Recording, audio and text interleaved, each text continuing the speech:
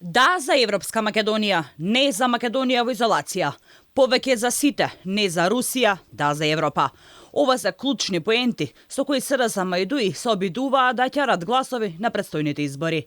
Наративот кој партиите на Ковачевски и Ахмети го наметнуваат е дека само тие се прогресивни и водилка кон унијата, додека другите партии, вклучувајќи ја и ВМРО ДПМН, биле партии кои ја воделе Македонија во изолација.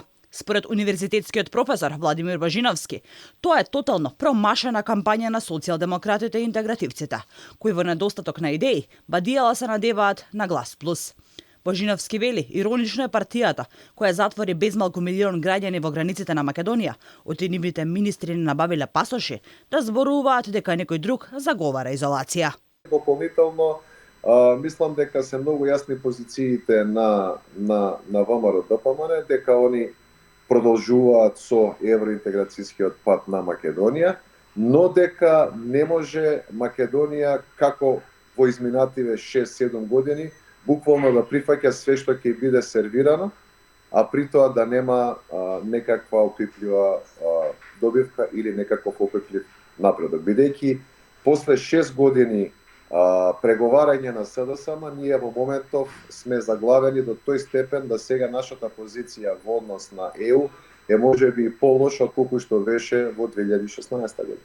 Според СДСМ, сме биле заглавени пред портите на Унијата, но не по нивна вина. Туку од опозицијските партии правеле обструкции. Интегративците пак ловат руски шпиони и ботови, се со цел да покажат колку се они прозападно ориентирани, а другиве наводно не се. Затоа со тој тип на кампања, прво нема да може да се мобилизираат дополнителни гласачи, а второ можеби тоа го покажува недостатокот на квалитетна идеја за кампања која што би можела на некој начин да ги подобри шансите на СДСМ кои што во моментов и не се така сјајни. Дека ваквата кампања не вродува со плод, покажуваат и последните анкети, каде ВМРО ДПМН води пред СДСМ и ДУИ. И за претседателските избори, односно анкетите, покажуваат огромна предност на кандидатот на ВМРО ДПМН Силјановска наспроти оној на СДСМ Пендаровски и Османи кој е кандидат на ДУИ.